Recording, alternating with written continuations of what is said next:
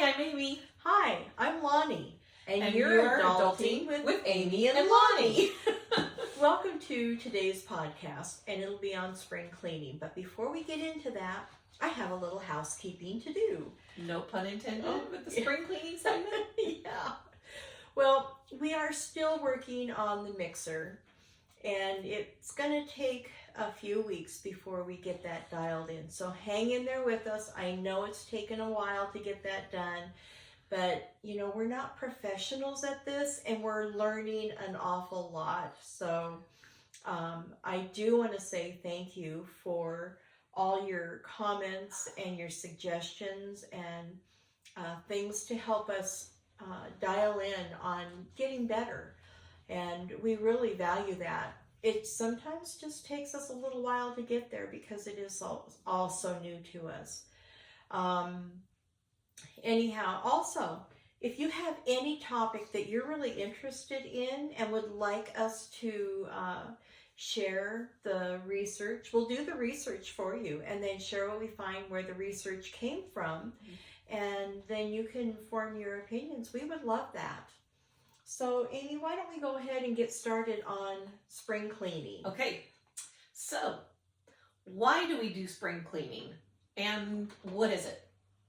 Pretty simple. Historically, spring cleaning was the time to clean out the winter soot and air out, clean the linens, get all the grime and soot from being closed up and warm over the winter.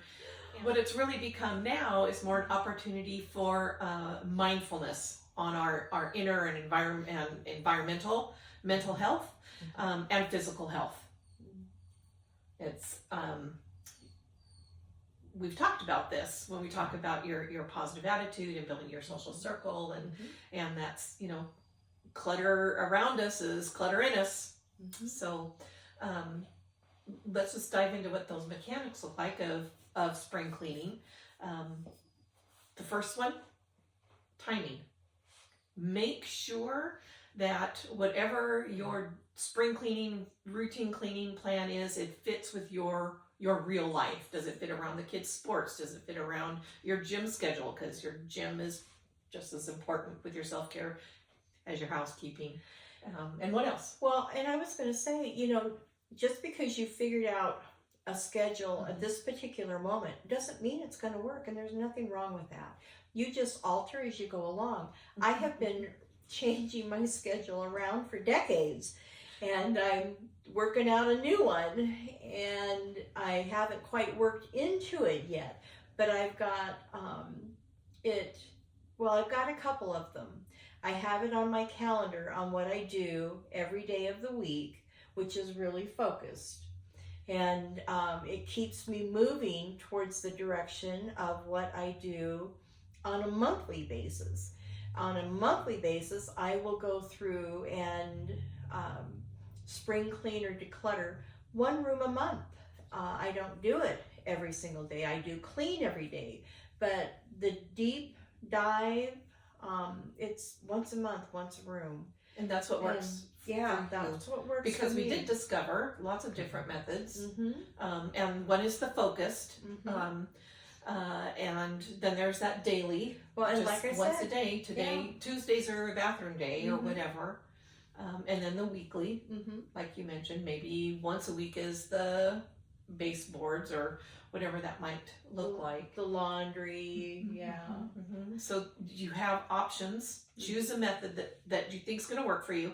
And again, if it doesn't work, you get to switch it up. Yeah. And like I said, I've been switching mine up for decades, literally for decades. And we did find some links for you, and there are some downloads for you in the comment section. That have some sample calendars on just to get you started, and you'll see those. They're very good ones, helpful tools. And you'll see where the credit is for those links. And exactly like Lonnie said, my stages of life have changed dramatically, and so my cleaning methods changed dramatically when I had all the kids home and all the kids were in sports or church or pets, and it was just crazy. So you do it until it doesn't work anymore, and then try a different one. And again, we've provided some ideas for you in the comment section. This is a biggie. Budget with your spring cleaning. And we're not just talking about your finances, although that's significant, of course. We're also talking about budgeting your time, budgeting your muscle, your effort, and jumping right into the financial part. Do you want to talk about the products that could be available? Well, there's a whole lot of them that are out there. I have products that I really like to use for my granite and for my stainless steel. But let me, you want to be careful about buying too many things. There's a lot of products out there that can serve multi-purposes. So it'll save you time and money by finding products that you can use on your windows and your stainless steel. Things that you can use to wipe down your baseboards and your countertops. And they have a lot of products out there that are environmentally friendly. And some products are more expensive than others, but really you're going to have to try them out for yourself. Find out what works for you, because you can find less expensive products like at the dollar store, but sometimes they don't necessarily work as well, and you have to use twice as much and more elbow grease, and is it worth it? You have to make that determination for yourself. They have commercial products that tend to be a little harsher on, surfaces or on the environment. Your hands. Your hands, yeah. I caution you in buying bulk unless you're using a lot, because now you're having to store something. Clutter. More clutter, you don't want to bog yourself down. The more you have, the more you have to manage and maintain. And the goal is to not die with the most toys, but to have the most peace of mind. That's the goal. So, anyhow, what else? I want to mention something about the everyday products versus the commercial products or the green products, and that's that they do have very much like prescriptions, which we've talked about in the past, a generic versus the name brand, and the active ingredients are the same. So sometimes you can, if Windex is fine for you, you can get Glass Cleaner Plus or whatever, the generics. That's all.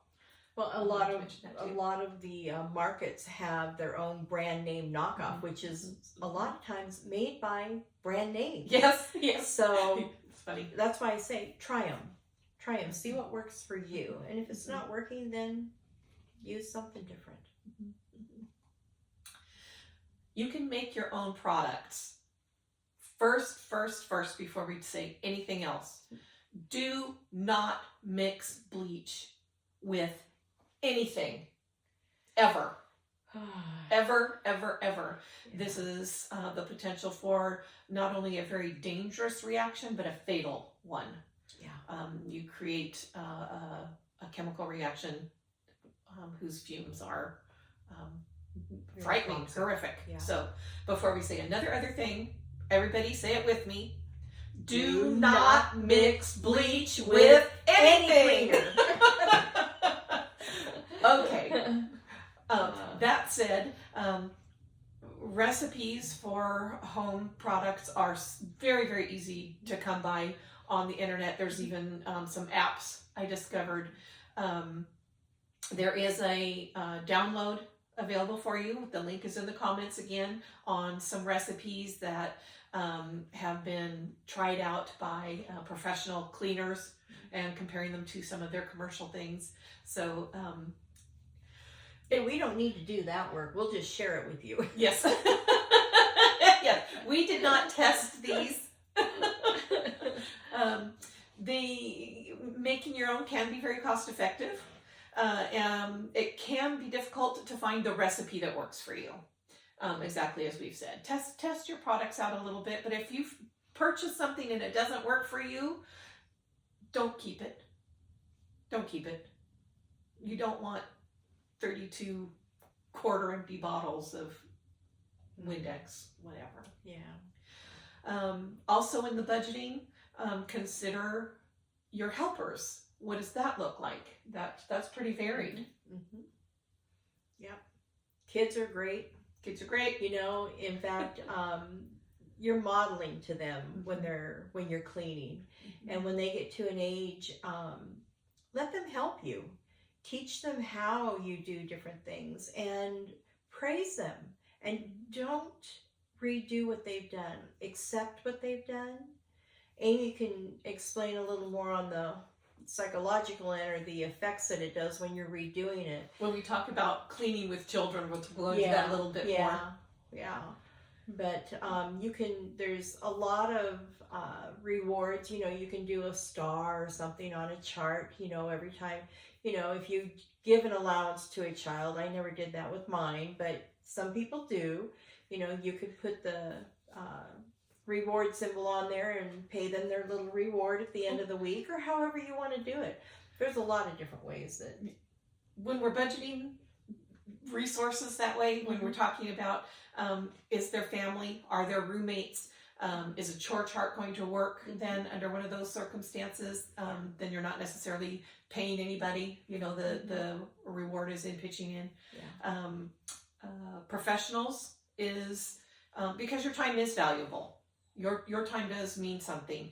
And not everybody can afford a professional, but some jobs are just too big. I am not going to be able to shampoo my carpets or my furniture. That is something I would have to have help with. You know, things like maybe there's, you know, pet odor or some pest control. Those are things that you might consider a professional for, putting your actual financial budget there. Yeah. So this really concludes part 1, and like Amy was sharing, there are links down in the description box that you can access to help you get started, and we're going to have links of people who actually will show you how they do the cleaning, and you can clean along with them. We've got some great helpful tools. So we're going to pick up next week with decluttering. I love this. I know it's one of my favorites too, because it's such an instant gratification. Yeah, it's a lot of fun. Anyway. So anyway, until next week, have a fabulous week. And be well. Bye.